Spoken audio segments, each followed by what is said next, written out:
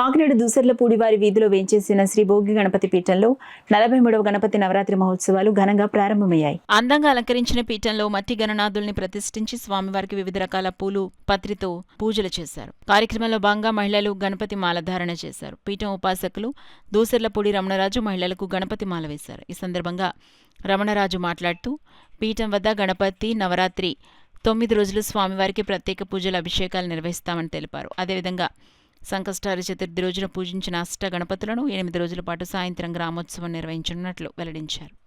ఈ యొక్క వినాయక చవితి వ్రతాన్ని ఎవరైతే బాగా ఇష్టపూర్వకంగా కష్టమని భావించకుండా చేసుకుంటారో వారికి రాబోయేటువంటి పరాభవ నామ సంవత్సరంలో ఎటువంటి కష్టాలు నష్టాలు లేకుండా శ్రీకరంగా శుభకరంగా జయకరంగా వారు అధిగమించి గట్టెక్కుతారు.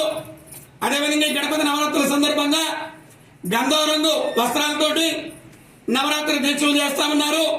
ఈ వ్రత పూజ అయిన తర్వాత వారికి మాలధారణ జరుగుతుంది.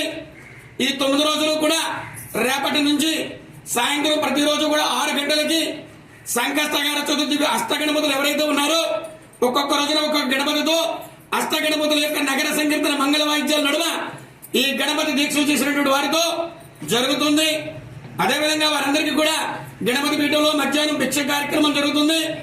అదేవిధంగా వారి చేతుల మీదుగానే ఈ నవరాత్రులు అయిపోయిన తర్వాత సెప్టెంబర్ 6వ తేదీన గణేశ నిమజ్జనాన్ని పూర్తి చేసుకుని ఇక్కడ 3000 మందికి భారీ అన్నదాన నిర్వహణ ఈ నవరాత్రి దీక్షలు ఎవరైతే చేస్తా ఉన్నారో వారి చేతుల మీదుగానే ఈ 3000 మందికి కూడా భారీ అన్నదాన కార్యక్రమం జరుగుతుంది. ప్రతిరోజు కూడా ఉదయం సాయంత్రం కూడా గణపతి సహస్రనామ పారాయణ జరుగుతుంది.